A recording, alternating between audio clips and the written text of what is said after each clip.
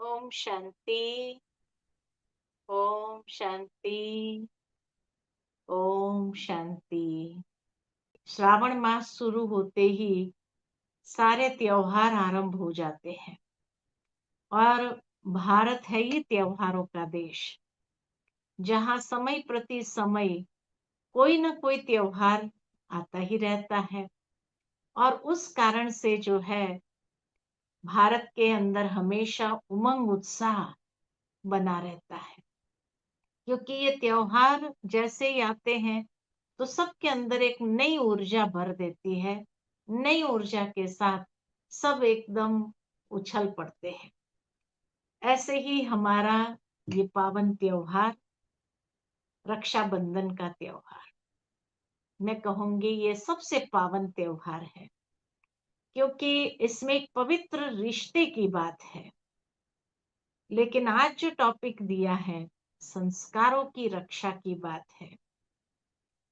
ये देखा जाता है, बहुत समय अनुसार बहुत एक्यूरेट सब्जेक्ट को चुना है, क्योंकि आज अगर प्रैक्टिकल में एक सवाल पूछूं आप सबसे कि मान लो कि अगर आज आपको किसी चीज की रक्षा करनी हो, या कहा जाए कि रक्षा करनी है, तो आप सबसे पहले क्या बचाएंगे? धन, परिवार, स्वास्थ्य या प्रतिष्ठा? इंटरैक्टिव सेशन कहा है, तो इसीलिए मैं पूछ रही हूं कि अगर आपसे कहा जाए कि कोई चीज की रक्षा करो, तो सबसे पहले किसकी रक्षा करेंगे? धन, परिवार, स्वास्थ्य, प्रतिष्ठा, किसकी रक्षा करेंगे? प्रतिष्ठा, किसी ने कहा प्रतिष्ठा। और फैमिली, परिवार की रक्षा करेंगे। और किसकी रक्षा करेंगे? इसीलिए कहा कि आज का टॉपिक बहुत सुंदर है। सबसे पहले रक्षा करनी है हमें, जो बाबा ने सिखाया, वो है संस्कारों की रक्षा। क्योंकि संस्कारों की रक्षा में सब कुछ आ जाता है। प्रैक्टिकली अगर देखा जाए तो रक्षा बंधन संस्कारों की रक्षा का, पहली स्लाइड, संस्कारों की रक्षा का संकल्प है। राखी केवल एक कलाई पर नहीं, जीवन में श्रेष्ठ संस्कारों का बंधन है ना। तो उसमें अगर देखा जाए तो सबसे पहले जो हमें रक्षा करनी है संस्कारों में भी, तो स्वयं के श्रेष्ठ संस्कारों की रक्षा करें, मन की पवित्रता की रक्षा करें, वाणी की मधुरता की रक्षा करें, और कर्मों की श्रेष्ठता की रक्षा करें। ये चार चीजों की सबसे पहले हमें रक्षा करनी है अपने जीवन के अंदर। इसीलिए इसके प्रति हम संकल्पबद्ध, अर्थात हम अपने जीवन के अंदर कितना श्रेष्ठ संकल्प लेते हैं, ताकि ये सब चीजों की रक्षा हम सहजता से कर सके। बाबा ने आकर सबसे पहले हमारे अंदर पवित्रता की धारणा कराई, जिससे मन की शुद्धि होने लगी। जैसे जैसे मन की शुद्धि होती गई तो वाणी की मधुरता भी आने लगी। धीरे धीरे कर्म भी हमारे अच्छे होने लगे, और जैसे जैसे कर्म अच्छे होने लगे तो स्वयं के श्रेष्ठ संस्कारों की भी रक्षा होने लगी। तो इसीलिए कहा कि भगवान जब इस धरा पर आते हैं, जो कहते हैं कि मैं पतित पावन हूं, और पतित पावन आकर के हमें पावन बनाने के लिए वो भी प्रतिज्ञा करते हैं। तो सबसे पहले आत्मा को पावन बनाने के लिए मन की पवित्रता, अर्थात हमारे विचारों की पवित्रता, जितनी जितनी विचारों के अंदर शुद्धि आती जाती है। आज मनुष्य के विचारों के अंदर ही अशुद्धि है, और इसीलिए जहां विचारों के अंदर अशुद्धि आती है, मन की पवित्रता नहीं, तो वाणी के अंदर भी मधुरता नहीं रही, कर्मों में भी जो श्रेष्ठता आनी चाहिए वो नहीं रही, और इसीलिए श्रेष्ठ संस्कार भी गायब हो गए जीवन से। तब कहा कि पतित पावन बाप, आकर के सबसे पहले विचारों की शुद्धि करते हैं। और ये विचारों की शुद्धि कैसे आती है हमारे अंदर? ज्ञान के माध्यम से। ज्ञान सागर, इसलिए बाबा की प्रतिदिन की साकार मुरली में भी हम ये बात सुनते हैं कि ज्ञान सागर बाप आकर के हम बच्चों को सबसे पहले ज्ञान देते हैं। ज्ञान माना एक अवेयरनेस, हमारी वास्तविकता की अवेयरनेस दिया कि आप कौन हो। आप असल में एक शुद्ध पवित्र आत्मा हो। और जैसे ही यह अवेयरनेस हमारी जागृत हुई, हमने समझा कि अच्छा, हम वास्तविक रूप से एक पवित्र आत्मा है। तो हमारे विचार बदलने लगे, हमारी वाणी बदलने लगी, हमारे कर्म बदलने लगे और संस्कार बदल, है ना? तो इसी आधार से हमारे अंदर सारा परिवर्तन आरंभ होता है। ज्ञान माना समझ, समझ दी बाबा ने हम बच्चों को। इसीलिए वास्तविक अर्थ रक्षाबंधन का क्या है? तो वास्तविक अर्थ है कि परंपरा से अगर देखा जाए तो बहन भाई को राखी बांधती है और भाई रक्षा का वचन देता है ना? ये परंपरा है जो आज की दुनिया में चला। लेकिन वास्तव में अगर देखा जाए तो ये परंपरा भी आरंभ कहाँ से हुई? तो कहा जाता कि सबसे पहले पौराणिक कथा जो आती है उसमें है कि सबसे पहले इंद्र राजा युद्ध पर गए थे। और जब युद्ध पर गए तो धीरे धीरे हारने लगे। जब हारने लगे तो वापस आए तो कहा जाता है इंद्राणी ने, माना उसकी पत्नी ने, जब देखा कि इंद्र राजा बहुत उदास है तो सबसे पहले उसने रक्षा कवच इंद्र राजा के कलाई पर बांधा और कहा आपकी विजय निश्चित है। ऐसे करके उसको युद्ध मैदान में भेजा और उस रक्षा सूत्र बांधने से सचमुच उसकी विजय हो गई।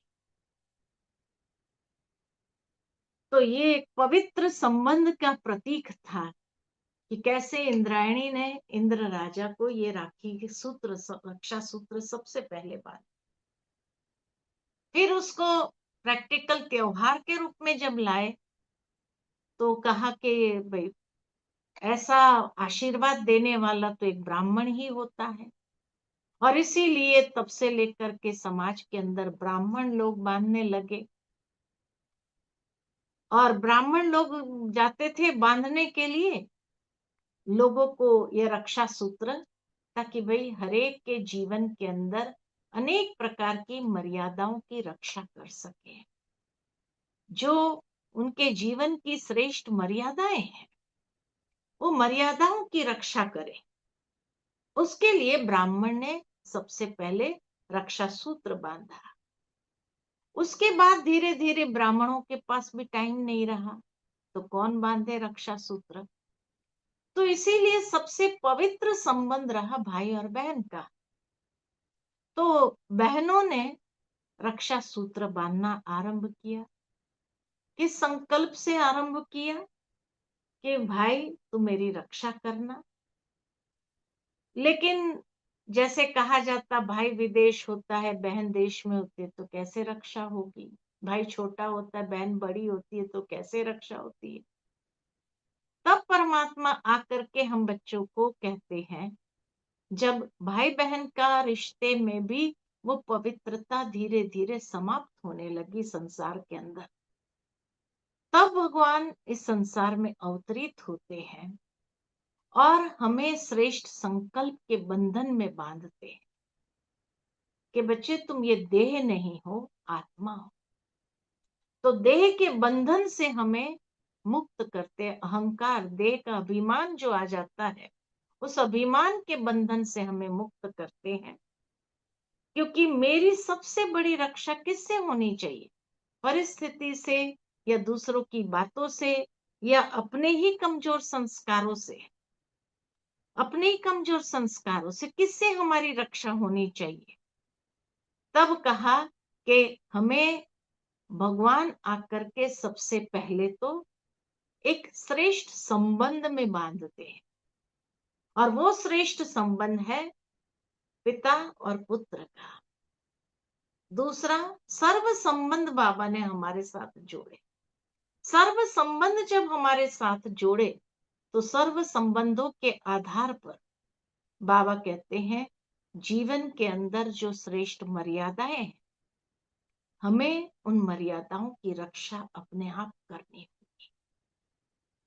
हमें अपनी स्थिति की रक्षा करनी है। परिस्थिति तो आती रहेंगी, लेकिन परिस्थिति के आने के पहले भी, परिस्थिति से भी पहले हमें अपनी स्थिति की रक्षा करने की जिम्मेवारी है। इसीलिए कहा कि ये अवेयरनेस मिली, ये जागृति मिली कि मैं कौन, मैं एक शांत पवित्र शक्तिशाली आत्मा हूं। फिर शरीर मेरा एक साधन है, ये जागृति आई।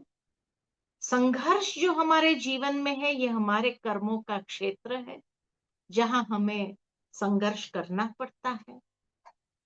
कर्म के क्षेत्र पर जाएंगे तो वहां ही तो व्यक्ति को स्ट्रगल मिलती है लाइफ में, और उस स्ट्रगल के साथ उसको जूझना पड़ता है। उस स्ट्रगल में जब जब, उस संघर्ष में जब जब हमारी कमजोरी का प्रयोग होता है, गुस्सा आया, अभिमान आया, ईर्ष्या आई, द्वेष आया, उस संघर्ष में जब जब ये कमजोरियों का प्रयोग हुआ, तब तब परिस्थिति का निर्माण हुआ, और वो परिस्थिति मेरी परीक्षा बन जाती है। जब वो परीक्षा रूपी परिस्थिति आती है तो क्या होता है, मेरी स्थिति हिल जाती है और हम लाचार हो जाते हैं कि परिस्थिति को हम नहीं बदल सकते हैं। अच्छा, परिस्थिति को नहीं बदल सकते, मेरी स्थिति तो मेरे हाथ में है, उसको तो मैं स्थिर रख सकती हूँ, शांत रख सकती हूँ, प्रेममय रख सकती हूँ। जितना हमारी आंतरिक स्थिति स्थिरता वाली है, एकदम अचल अडोल है, हिलने वाली स्थिति न हो जीवन के अंदर, जितनी हमारी स्थिति श्रेष्ठ होगी, उतना हमारे जीवन के अंदर बहुत सारी चीजों को हम सहजता से बचा सकते हैं। हमारे जीवन की मर्यादाओं को, हमारे संस्कारों को। आज हमारे संस्कारों को सबसे ज्यादा खतरा किससे है? कोई बाहरी चीजों से खतरा नहीं है, हमारे संस्कारों को खतरा भीतर से है। क्रोध से है, अहंकार से है, ईर्ष्या से है, व्यर्थ चिंतन से है, नेगेटिव चिंतन से है। यह सबसे बड़ा खतरा आज हो गया है सोशल मीडिया से, जो हमारे संस्कारों के ऊपर बहुत बड़ा प्रभाव डाल रहा है। और हमारी असली संपत्ति तो संस्कार है, लेकिन आज देखा जाए तो कहा जाता है कि धन गया तो कुछ नहीं गया, उसको तो फिर से कमा सकते हैं। लेकिन संस्कार अगर कमजोर हो गए तो जीवन की क्वालिटी ही बदल जाती है।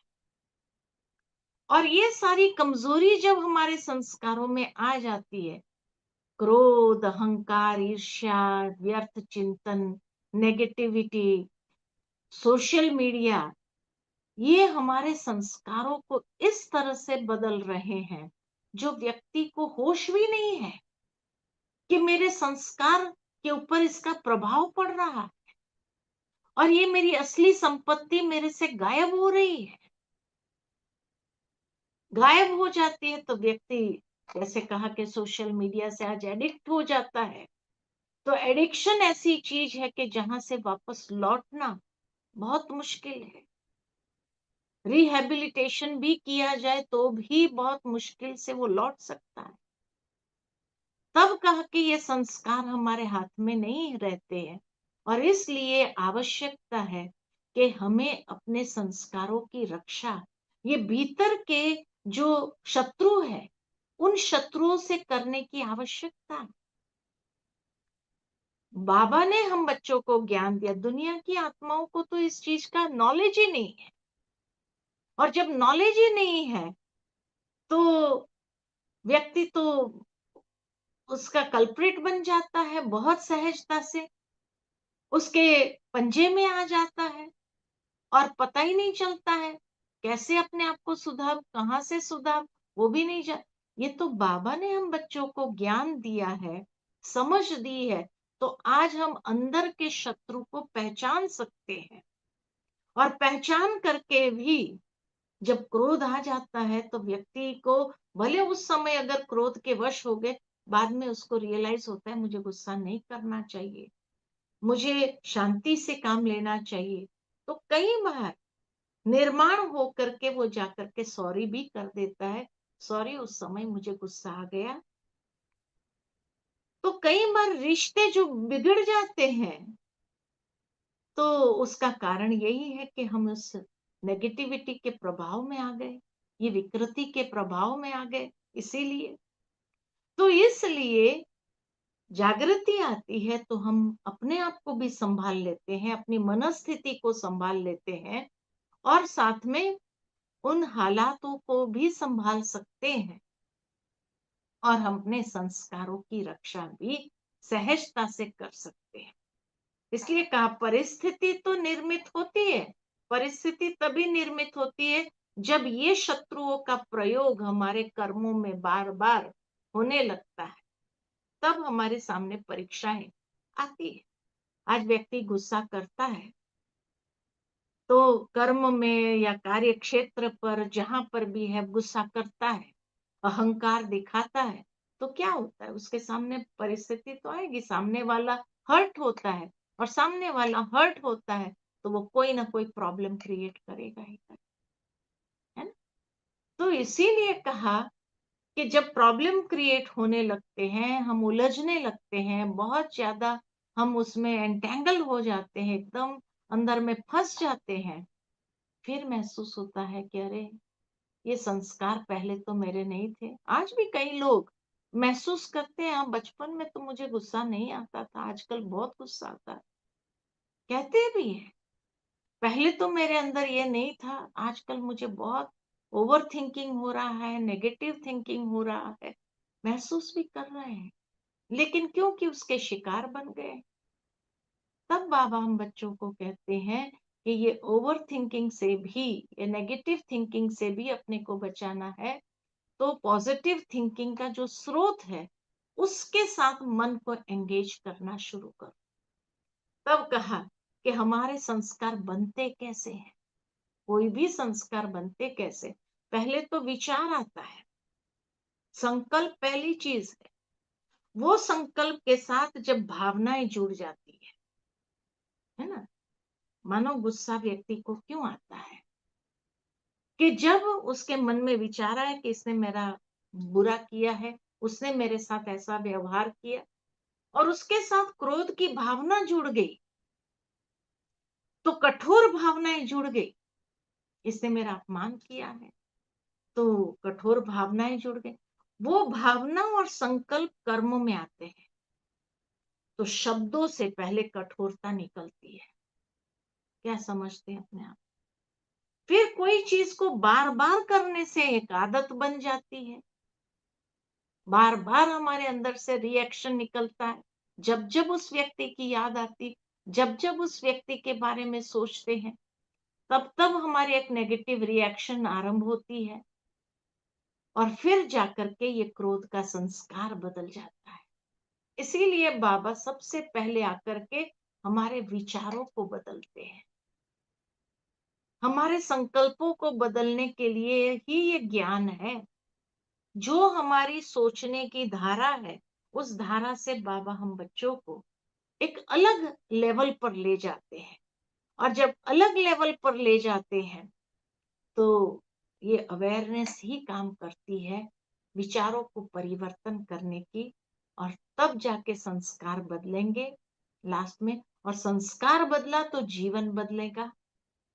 आज प्रैक्टिकली बाबा के बच्चों का जीवन बदलता है, तो कैसे बदला, यहाँ आने के बाद एक नई विचारधारा मिली, हम आध्यात्मिक स्पिरिचुअल विचारधारा, और वो स्पिरिचुअल विचारधारा को हमने स्वीकार किया अपनी लाइफ में, और जब उसको स्वीकार किया तो धीरे धीरे हमारे संस्कारों में परिवर्तन आने लगे और संस्कार से फिर जीवन बदलने लगा। इसीलिए संकल्पों को श्रेष्ठ रखना, संकल्पों की श्रेष्ठता को बनाए रखना बहुत आवश्यक हो गया है ना। और ये नहीं, इसीलिए बाबा कहते हैं अगर वो संस्कार को रियलाइज किया आपने कि हाँ मुझे चेंज करना है, ये रियलाइज किया, तो दृढ़ संकल्प अपने अंदर करना आवश्यक है। कई लोग कहते हैं मैं कई बार संकल्प करती हूँ, लेकिन वो दृढ़ता हमारी बनती नहीं है, वो डिटर्मिनेशन नहीं आती है। क्यों नहीं आती है? ये नहीं कि हमारे में डिटर्मिनेशन नहीं है। देखो, जब से बाबा के बने आप, बाबा के बनने के बाद बाबा ने जब हमें मुरली में कहा कि बच्चे मुरली कभी मिस नहीं करनी है, रोज मुरली सुनते हैं, पढ़ते हैं, है ना, पढ़ते हैं ना। कोई अगर आकर के हमें कहे नहीं पढ़ना है आपको, तो भी हम पढ़ते हैं। अच्छा, उसके बाद हमने अपनी लाइफस्टाइल चेंज किया कि बाबा ने कहा कि बच्चे प्याज लहसुन नहीं खाना है, तो हमने छोड़ दिया ना। कोई कितना भी कहे कि नहीं तुम प्याज लहसुन खाओ, तुम खाते हैं? नहीं खाते। तो दृढ़ता है ना। बाबा ने जब हम बच्चों को श्रीमत दी कि बच्चे तुम्हें ये गंदी चीजें नहीं खानी है, तो हमने छोड़ दिया। जो कुछ भी खाते थे, कोई भी अशुद्ध चीज हम खाते थे, वो अशुद्ध चीजें सारी छूट गई। कैसे छूट गई? दृढ़ संकल्प किया ना। आज कोई कितना भी आपको फोर्स करे कि भाई आप कोई बात नहीं, हेल्थ के लिए थोड़ा एग्स खा लेना चाहिए, खाएंगे? नहीं खाते। तो इसीलिए कहा कि जब छोटी छोटी चीजें, इतनी बड़ी बड़ी चीजें हमने अपने जीवन में परिवर्तन किया, और आज तक कोई हमें वापस उस धारणा को तोड़ नहीं सकता है। पवित्रता की धारणा लिया ना, कोई तोड़ सकता है पवित्रता की धारणा को? नहीं। तो दृढ़ संकल्प है ना खुद के अंदर, बहुत अच्छी तरह से दृढ़ संकल्प है।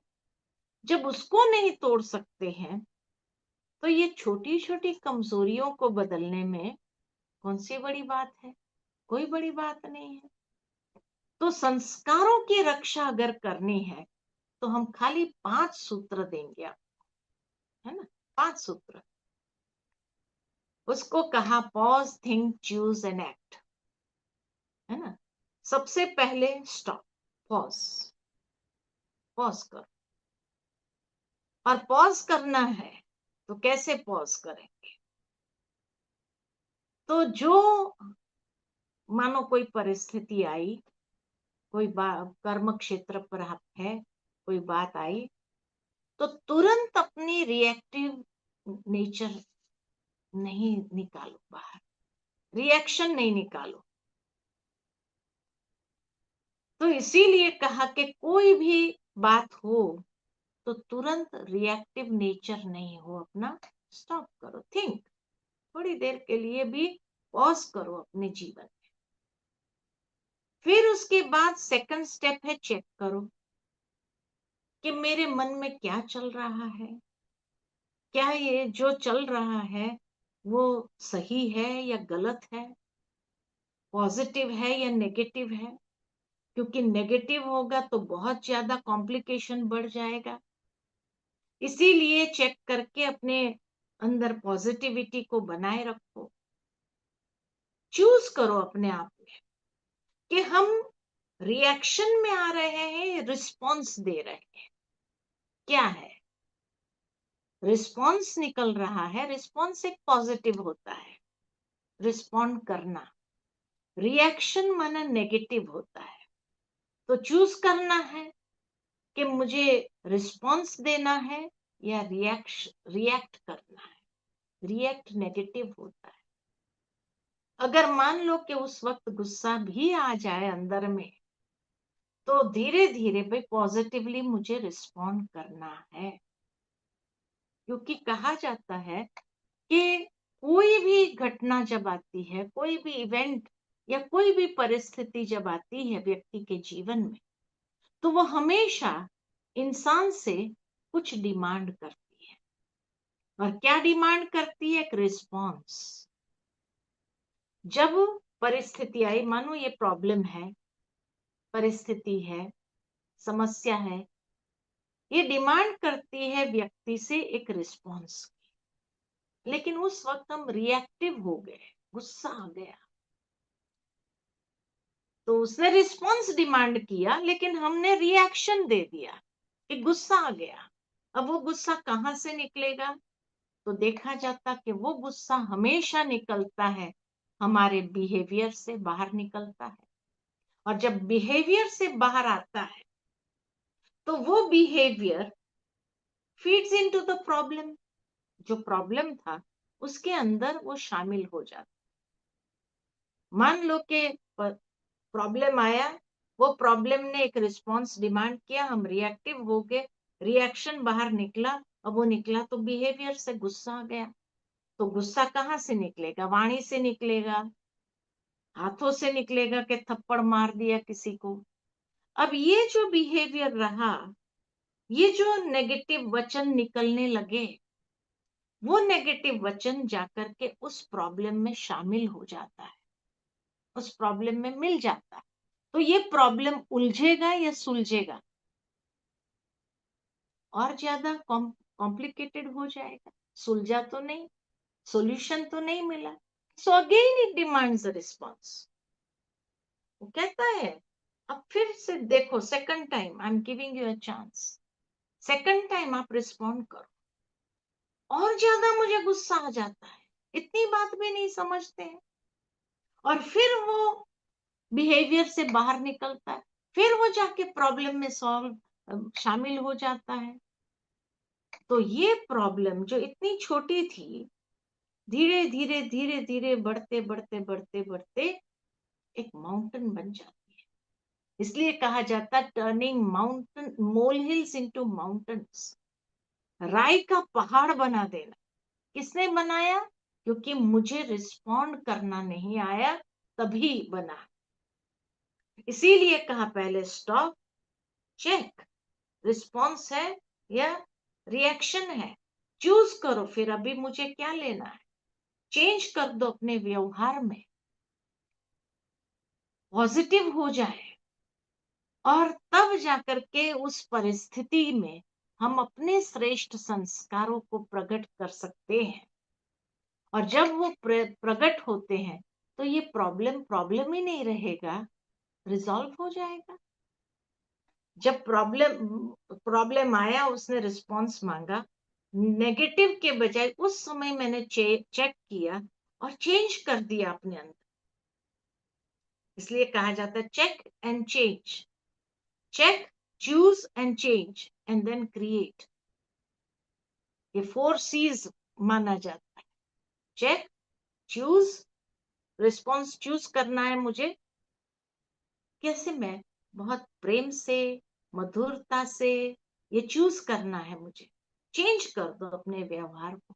वो व्यवहार जाकर के उस प्रॉब्लम में शामिल होगा, पॉजिटिव, तो एक राउंड में ही सुलझ जाता है। टर्निंग माउंटेन्स इनटू मोल हिल्स, पहाड़ का राई बना दिया। या तो राई का पहाड़ बनाओ या पहाड़ के राई बनाओ, किसके हाथ में है? मेरे हाथ में है ना। और वहां मेरे संस्कार बहुत बड़ा रोल प्ले करता है। राई का पहाड़ बनाना, पहाड़ का राई बनाना है तो भी हमारे पॉजिटिव संस्कार जो है वो रोल प्ले करता है। क्योंकि ये संस्कार ही हमें मोटिवेट कर देता है अंदर से, पॉजिटिवली या नेगेटिवली रिस्पॉन्ड करने के लिए या रिएक्ट करने के लिए। इसलिए कहा stop, pause, check, choose, change and create. मेरे हाथ में है कि मुझे कौन सा रिस्पॉन्स क्रिएट करना है, ये मेरे हाथ में है। I am the creator. इसलिए इस राखी में एक आंतरिक संकल्प लेना है। सबसे पहला संकल्प हमें यही लेना है, मैं क्रोध से अपनी रक्षा करूंगा या करूंगी। दूसरी राखी हमें बांधनी है, मैं व्यर्थ विचारों से अपनी रक्षा करूंगी या करूंगा। तीसरी राखी बांधने में अपनी वाणी की मधुरता की रक्षा करूंगा।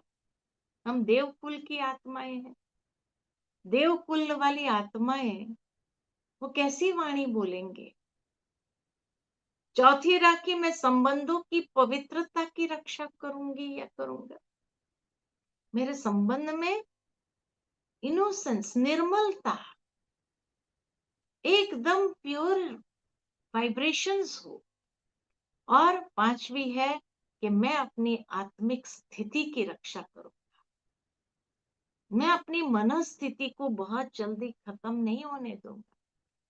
कितनी मेहनत लगी है हमें उसको ऊपर तक ले जाने की, वहां से एक सेकंड में नीचे गिरना नहीं है मुझे। इसीलिए ये 5 राखी अपने आप से बांधना है, तब जाकर के हमारे संस्कारों की रक्षा होगी। क्योंकि आज तो छोटे छोटे बच्चों को भी कितना क्रोध आ जाता है, पहली राखी भी नहीं है उनके पास। सोचो, ये सोशल मीडिया के द्वारा व्यर्थ विचार कितने चलते हैं। कई बार माँ बाप शिकायत करते हैं, हमारे बच्चे को हम कैसे बचाएं सोशल मीडिया से। इतना उनका नेगेटिव बिहेवियर हो गया, व्यर्थ चिंतन हो गया है, उनकी वाणी ऐसी हो गई, नो रिस्पेक्ट, अपने बड़ों के प्रति रिस्पेक्ट नहीं है, छोटों के साथ प्यार नहीं है, और इसीलिए बहुत जल्दी इंडिपेंडेंट हो जाना चाहते हैं, संबंधों में रहना नहीं चाहते। और फिर उनकी आत्मिक स्थिति डिप्रेशन वाली हो जाती है। अकेले हैं, अकेले होने के कारण जो है उनको बार बार डिप्रेशन का शिकार आते हैं। परिवार के अंदर जब रक्षा करते हैं, हमारे संस्कारों की रक्षा है, हमारी मनस्थिति की रक्षा है, तो देखो कितना सुंदर वो परिवार है। और जहां एक दूसरे की हूफ मिलती है, एक दूसरे का सपोर्ट मिलता है हमें, तो डिप्रेशन आने की बात ही नहीं है।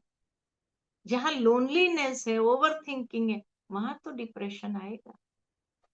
तो ये 5 राखी हमें बांधनी है, क्रोध से रक्षा करना है, व्यर्थ विचारों से अपनी वाणी की मधुरता की रक्षा करनी, अपने संबंधों की निर्मलता की रक्षा करनी, और अपनी मनस्थिति की, श्रेष्ठ मनस्थिति की रक्षा करने की आवश्यकता है।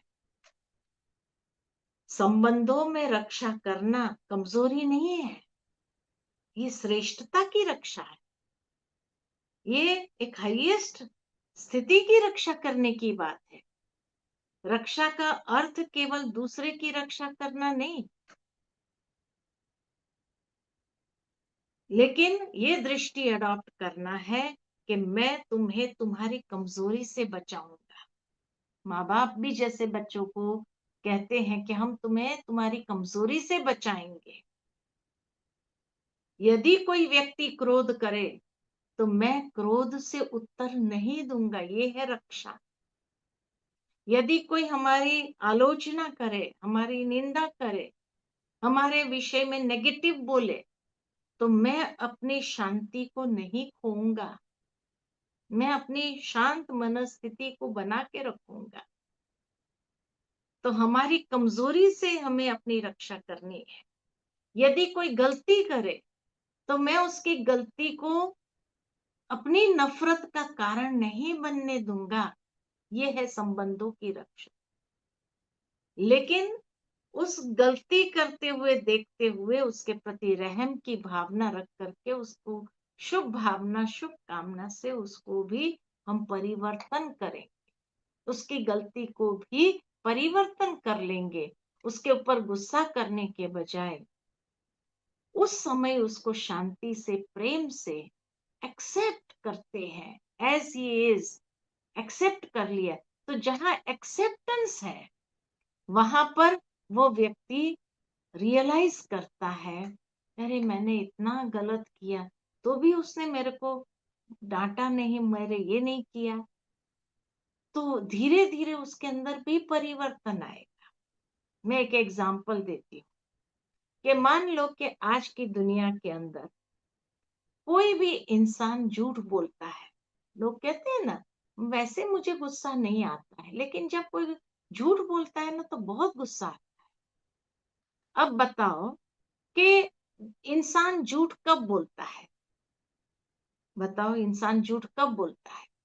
कहा जाता है कि इंसान झूठ तब बोलता है जब उसको डर रहता है, सामने वाले का डर उसको झूठ बुलवाता है। तो डर एक कमजोरी है, झूठ भी एक कमजोरी है। तो डर के कारण उसने झूठ का सहारा ले लिया। वो शक्तिशाली सहारा नहीं ले सकता, कमजोर है। तो कमजोर होने के कारण वो कमजोरी का सपोर्ट लेता है। तो डर है मन के अंदर, मन के अंदर डर होने के कारण वो झूठ का सहारा लेता है, सपोर्ट लेता है। अब आपने समझ लिया कि उसने तो झूठ बोला है, लेकिन आप अपना मेडिटेशन करके आए, अच्छे स्पिरिचुअल डिस्कोर्स आपने सुना, और ये सुनने के बाद आपने समझ लिया कि उसने झूठ बोला। आप उस समय वहां खड़े न रहो या वहां से चले जाओ। या जैसे ही आपने समझा कि इसने झूठ बोला और आपको गुस्सा आ गया, तो गुस्सा शक्ति है या कमजोरी है? गुस्सा भी तो कमजोरी है। तो एक कमजोर इंसान आपको तुरंत कमजोर बना सकता है। तो पावरफुल कौन हुआ? वो हुआ या आप हुए? आपने मेडिटेशन किया, डिस्कोर्स, स्पिरिचुअल डिस्कोर्स सुना, उसके बाद भी उसने, कमजोर व्यक्ति ने जो कमजोरी का सपोर्ट लिया और आपको तुरंत गुस्सा आ गया, आपको कमजोर बना दिया ना। तो पावरफुल कौन हुआ? वो हुए, आप हुए। आपको उसको एम्पावर करना चाहिए, उसके बदले आप उसके उसमें आ गए।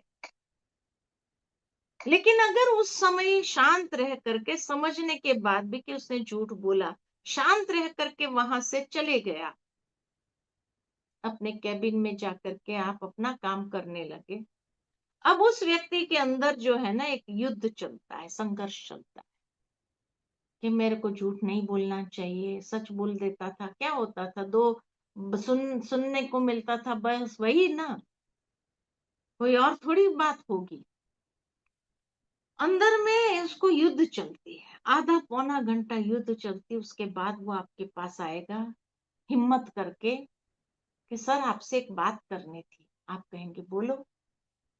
वो फिर सारा डिटेल में एक्सप्लेन करने लगता है, ऐसा हुआ था इसलिए ऐसा हुआ, ऐसा हुआ इसलिए ऐसा हुआ, इसलिए तो ऐसा हुआ, इसलिए मुझे ऐसा करना पड़ा। आप मुस्कुराकर उसको इतना कह दो, चलो बहुत अच्छा किया आपने बता दिया। अब वो व्यक्ति का डर बढ़ेगा या कम होगा? बढ़ेगा या कम होगा? कम होगा। उसने सोचा मैं तो नाहक डर रहा था कि ये मुझे डांटेगा, लेकिन सर ने तो डांटा ही नहीं, तो खुश हो गया। अब उसका डर कम हुआ। दूसरी बार कभी ऐसी सिचुएशन आई, ये नहीं कि वो सच बोलेगा, लेकिन झूठ भी नहीं बोलेगा, चुप रहेगा, साइलेंस में रहेगा। फिर बाद में आपके पास हिम्मत करके आ जाएगा और कह, सारा एक्सप्लेन करेगा।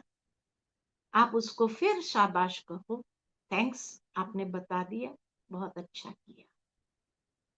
अब उसका डर बढ़ेगा, खत्म होगा, और खत्म होता गया उसका डर ही। तीसरी बार जब ऐसी सिचुएशन आएगी, तो वो हिम्मत करके कुछ सच बोलेगा, पूरा सच नहीं, कुछ सच बोलेगा, और बाद में आकर के आपको पूरा सच बताएगा। फिर आपने उसको शाबाश किया, तो स्लोली एंड ग्रेजुअली आप उसको एम्पावर कर देते हैं, उसके संस्कारों की भी रक्षा किया।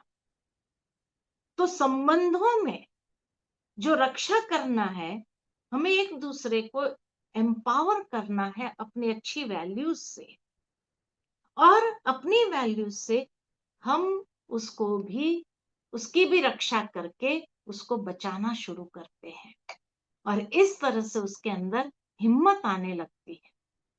इसीलिए कहा, हर आत्मा के अंदर श्रेष्ठता को देखो। हर व्यक्ति का तीन रूप है, पहले तो वो आत्मस्वरूप, कि वो भी मेरी तरह एक आत्मा ही है। दूसरा जो भूमिका वो बजा रहा है वो भी एक एक्टर है, मैं भी एक एक्टर हूँ, एक्टर की भूमिका निभा रहा है। और तीसरा कि इस परिस्थिति से मैंने अपने जीवन में क्या सीखा, तो मैं एक विद्यार्थी भी हूँ। इस दृष्टि से व्यक्ति नहीं, उसके संस्कार दिखाई देंगे। और मैं तुम्हारी कमजोरी को नहीं, तुम्हारी श्रेष्ठता को देखता हूँ। तो हर आत्मा को एक विशेष आत्मा है, तो उस विशेष आत्मा की विशेषता को देखना है। तो बार बार रिएक्ट करने के बजाय हम जब उसकी श्रेष्ठता को देखने लगते हैं, तब धीरे धीरे उसको एम्पावर भी कर सकते हैं कि देखो भाई, तुम्हारी ये श्रेष्ठता है, और तुम उस श्रेष्ठता के आधार से देखो तो कितना अच्छा कर सकता है। उसको भी रियलाइज करा दिया, और रियलाइज करा दिया कि ये भी एक विशेष आत्मा है, तो उसके अंदर भी हिम्मत आ जाती है और विशेष कार्य करने लगते हैं। तो संकल्प शक्ति, परिस्थिति बदले, स्थिति नहीं, स्थिति हमारी श्रेष्ठ रहे। सिर्फ ये कहना पर्याप्त नहीं कि मुझे क्रोध नहीं करना चाहिए, इसके बजाय पॉजिटिव एफर्मेशन देना है। नेगेटिव जहां नहीं शब्द है ना, क्योंकि हम देवकुल की आत्मा है, सतयुग की आत्मा है। सतयुग में कोई नेगेटिव शब्द नहीं था, और नेगेटिव शब्द न होने कारण हमारा ब्रेन जो है ना, नेगेटिव शब्दों को कभी कभी रिकॉग्नाइज नहीं करता है। वो पॉजिटिव एफर्मेशन को बहुत अच्छे तरह से रिकॉग्नाइज करता है। तो इस तरह से अगर हम जब जिस दिन हम ये उठ करके ये संकल्प लेते हैं, आज मुझे गुस्सा नहीं करना है, आज मुझे गुस्सा नहीं करना है, ये संकल्प देने के बजाय क्या होता है, जब ये संकल्प देते हैं ना, मुझे गुस्सा नहीं करना है, मुझे गुस्सा नहीं करना है, उस दिन ज्यादा गुस्सा आता है। क्यों? क्योंकि आज मुझे गुस्सा नहीं करना है। अब हमारा ब्रेन नहीं शब्द को रिकॉग्नाइज नहीं करता है, तो आज मुझे गुस्सा नहीं को कट कर देता है, करना है, इसलिए ज्यादा गुस्सा आता है। तो हमेशा अपने मन को पॉजिटिव एफर्मेशन दो, अगर गुस्सा नहीं करना है तो मैं शांत आत्मा हूं, मेरी वाणी मधुर है, हर परिस्थिति में भी स्थिर रहता हूं, हर आत्मा के प्रति शुभ भावना है, मैं अपने श्रेष्ठ संस्कारों की इस तरह से रक्षा करता हूं। तो हमेशा पॉजिटिव एफर्मेशंस देते हुए अपने मन को श्रेष्ठ स्थिति में ले जाए, और अपने संस्कारों को भी श्रेष्ठ बनाते जाए। जो बार बार ये सोचता है, वह धीरे धीरे अपने संस्कार जो बनते जाते हैं, उस संस्कारों से स्वयं को बचाता है। इसलिए कहा कि कभी भी एक संस्कार को चुने, एक संकल्प ले, आज स्वयं से पूछे, हम चेक करें सारा दिन कि मेरा कौन सा संस्कार कमजोर रहा, क्या मुझे आज बार बार गुस्सा आया, क्या हुआ, कौन सी परिस्थिति, दूसरी बात, कौन सी परिस्थिति मुझे सबसे ज्यादा डिस्टर्ब करती है। सारे दिन में देखो किसने डिस्टर्ब किया आपको, कौन सी परिस्थिति में आप डिस्टर्ब्ड हो गए। तीसरा, उस परिस्थिति में कौन सा श्रेष्ठ संस्कार प्रकट कर सकता हो, ये ऑल्टरनेटिव क्या है। गुस्से के बदले ऑल्टरनेटिव मेरे पास क्या है, श्रेष्ठ संस्कार कौन सा है जो उस परिस्थिति में मैं अप्लाई कर सकता हूं। और आज से मेरा एक संकल्प क्या होगा, है ना। तो ये चार बातें अपने आप से पूछे, चुने, और फिर अपना दृढ़ संकल्प मजबूत करें, है ना। उसमें कोई भी प्रकार के हमें ये नहीं करना है, क्या बोलते हैं, हमें डनलप के तकिए नहीं लगाने हैं। जैसे कहा जाता है भारत के उसमें शास्त्रों में कि ध्रुव दृढ़ संकल्पधारी था। ध्रुव ध्रुव जो था, दृढ़ संकल्पधारी था, और उसने जब संकल्प लिया कि मुझे एक टांग पर खड़ा होना है, तपस्या करनी है, तो उसने ये नहीं कहा कि भाई मैं दिन में तो खड़ा रहूंगा, रात को सो जाऊंगा। दृढ़ संकल्प माना दिन रात हो कुछ भी, तपस्या है उसकी। इसी तरह उसने ये संकल्प नहीं लिया कि भाई मैं जब धूप होगी तो मैं खड़ा रहूंगा, बारिश आएगी तो मैं अंदर आ जाऊंगा, छाँव में करूंगा या छत के नीचे खड़ा रहकर करूंगा। नहीं, तपस्या तपस्या होती है। संकल्प संकल्प होता है। उस संकल्प को डंलप के तकिए कमजोरी वाले नहीं लगाओ। जितना कमजोरी वाले डंलप के तकिए लगाएंगे तो क्या होगा, कहीं ना कहीं हम हिलने लगेंगे, बहुत सहजता से हमारी स्थिति हिल जाएगी। तो इसलिए आज मेरी राखी, मेरा संकल्प, आज मैं स्वयं को राखी बांधता हूँ। सबसे पहली, क्रोध से मुझे रक्षा करनी है, व्यर्थ विचारों से रक्षा करनी है, अहंकार से मुझे अपनी रक्षा करनी है, नकारात्मक दृष्टि से रचना कर, नेगेटिव विजन से मुझे रक्षा करनी है, और कमजोर संस्कारों से रक्षा करनी है। एक विशेष संकल्प, परिस्थिति चाहे कैसी भी हो, मैं अपने श्रेष्ठ संस्कारों को नहीं छोड़ूंगा। तो ये 5 राखी हमें अपने आप को बांधनी है। जब मैं उसको बांधती हूँ तो जीवन के अंदर परिवर्तन सहजता से आने लगता है। इसीलिए स्वयं के साथ श्रेष्ठ संकल्प हम लेते जाए। 2 मिनट बाबा की याद में बैठे, आत्मिक अनुभव करे, वो श्रेष्ठ संकल्प अपने मन के अंदर ले, जिससे हमारे संस्कारों की श्रेष्ठता सहज हो जाती है। तो आराम से बैठे, अपने आप को मैं एक शांत स्वरूप आत्मा हूं ये अनुभव करे। मैं एक ज्योतिर्मय आत्मा हूं। मेरा मूल संस्कार शांति, पवित्रता, प्रेम और शक्ति है।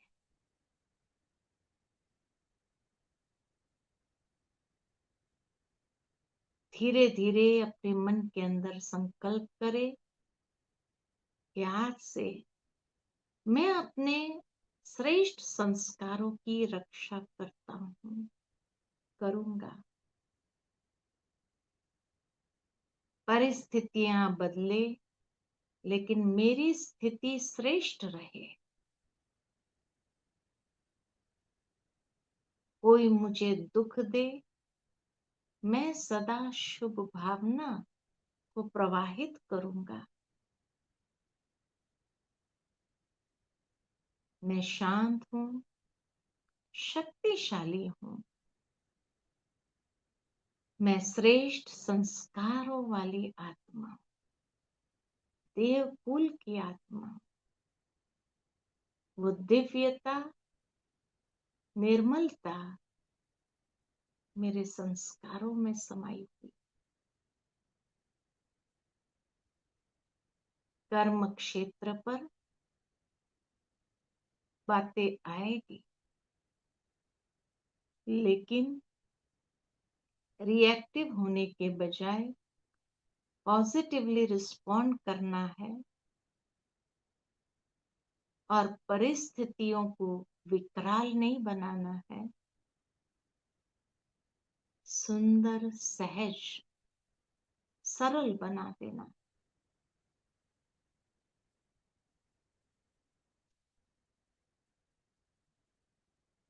ये रक्षा मुझे अपनी करनी है।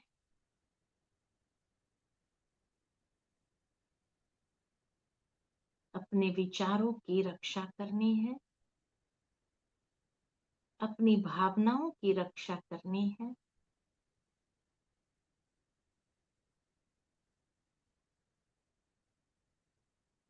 अपने जीवन के मूल्यों की रक्षा करनी है,